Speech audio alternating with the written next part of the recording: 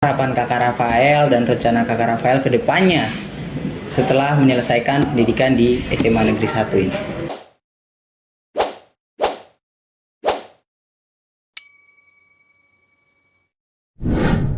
Halo teman-teman, selamat datang kembali di podcast Mawar by Juhu.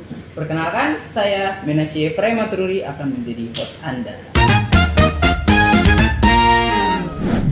Menarik. Oke, kita kedatangan seorang tamu yang sangat spesial berpulang dari Bali. Iya. Ya, Gitu. perkenalkan, inilah kakak siapa? Rafael Raja Renu. Oke, kakak Rafael, apa kabar? Puji Tuhan, kabarnya saya baik. Oke. Nah, kemarin kan kakak ikut lomba International Science and Invention Fair. Iya. Itu singkatannya apa sih?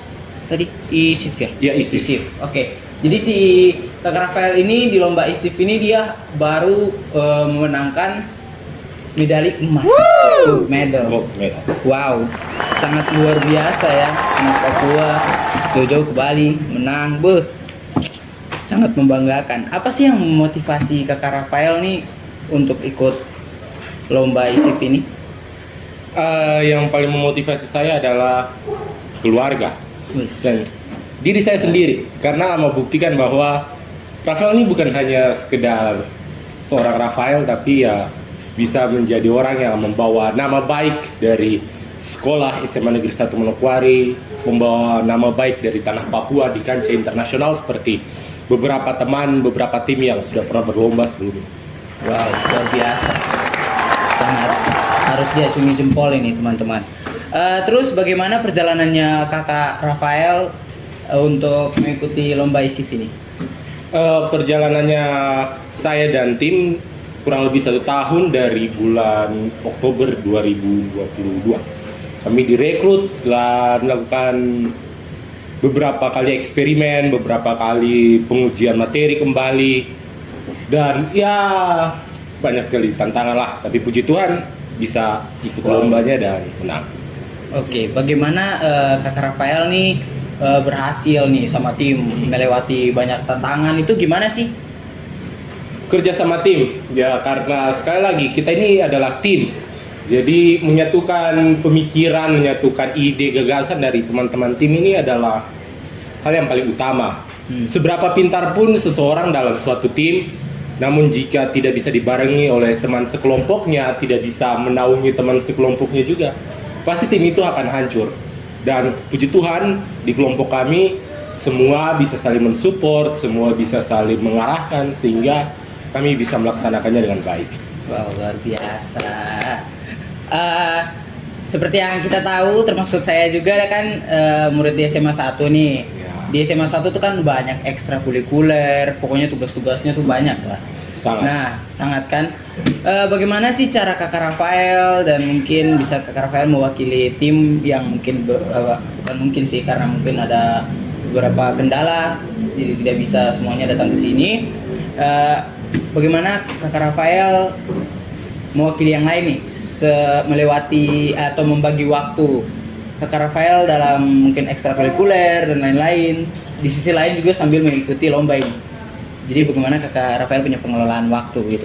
Iya, ini yang penting untuk dipelajari semua orang itu time management. Bagaimana mengatur waktu.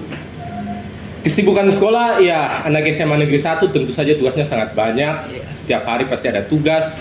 Lalu dengan ekstrakurikuler, kebetulan saya juga anak Juhu. Yes. Dan penelitian, kami selalu berada di tempat penelitian di kantor Trans Papua dari siang sekitar jam 3 sampai dengan malam biasanya.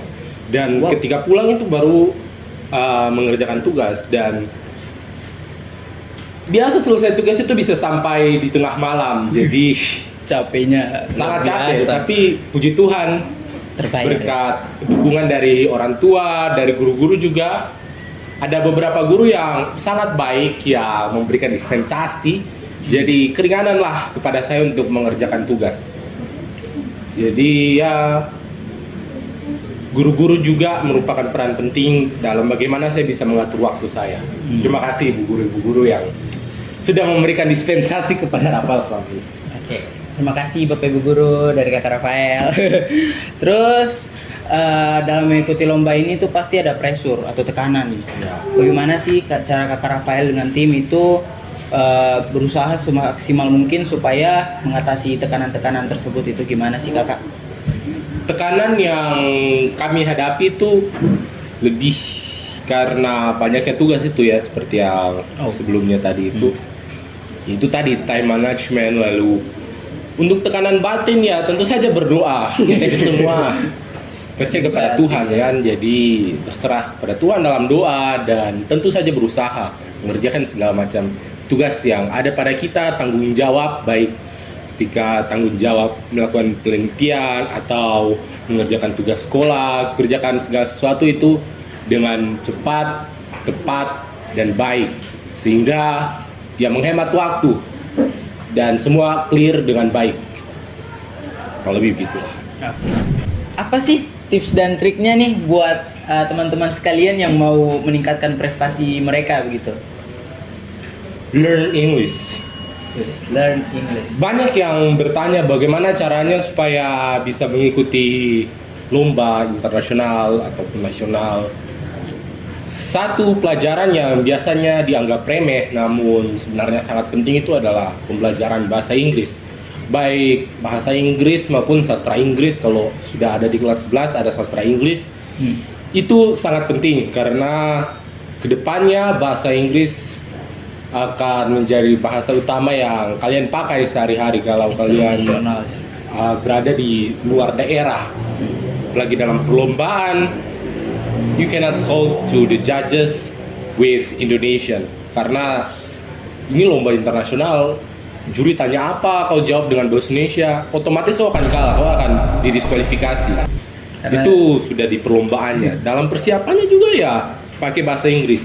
Kami punya bacaan semuanya menggunakan bahasa Inggris. Jadi bahasa Inggris itu adalah kunci yang akan saya bilang untuk pertanyaan kali ini adalah kunci yang harus dipelajari oleh semua orang, tidak terbatas siapapun. Sangat-sangat menarik ya teman-teman.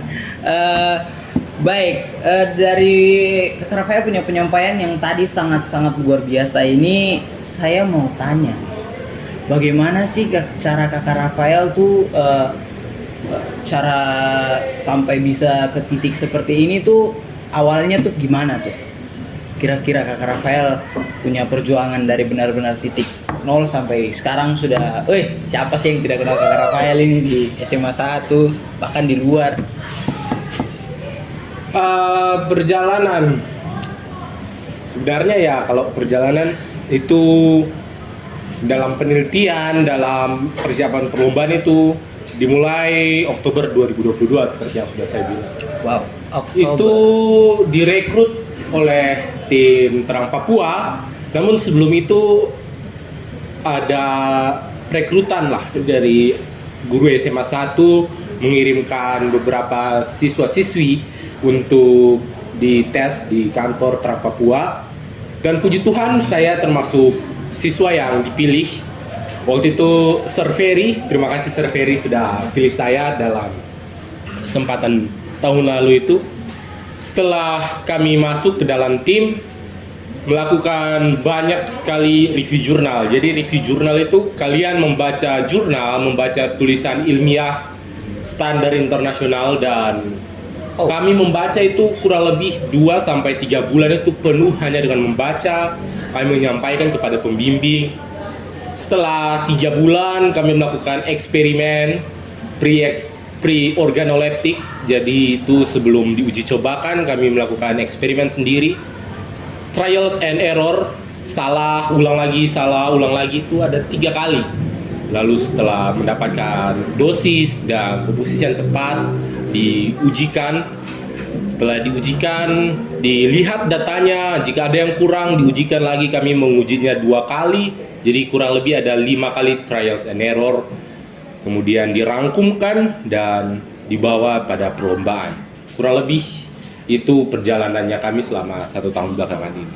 Banyak sekali cerita-cerita sampingan lah, tapi itu yang penting ya.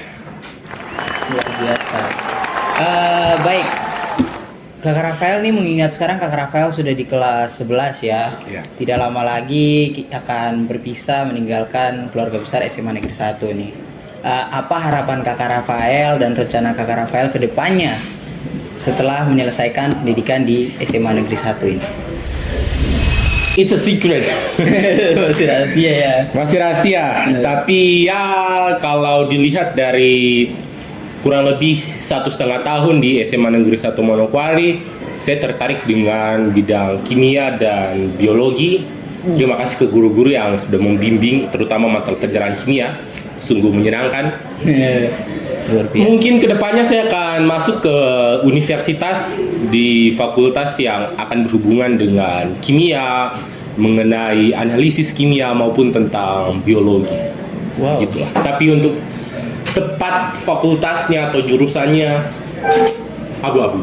Abu-abu, masih dalam proses perencanaan dan Iya, masih belum tahu, dipikirkan. masih dipikirkan. Oke, harapannya Kakak Rafael untuk SMA Negeri 1 dan bagaimana harapannya Kakak Rafael buat kita semua siswa-siswi di SMA 1. Pokoknya harapan-harapannya Kakak Rafael bagi kita semua untuk saling membangun begitu. SMA 1 teruslah berkembang. SMA Negeri 1 jaya jaya jaya. Jaya. Semoga SMA Negeri 1 selalu menjadi yang paling hebat, paling luar biasa, dan menjadi sekolah paling berprestasi di kota kita, Kota Manokwari, bahkan di Provinsi Papua Barat ini. Wow. Oke, tak terasa kita sudah sampai di penghujung waktu. Kakak Rafael, terima kasih untuk waktu yang telah diluangkan. Saya Menasya Efraim Matururi, Rafa Raja Renulu, pamit undur diri.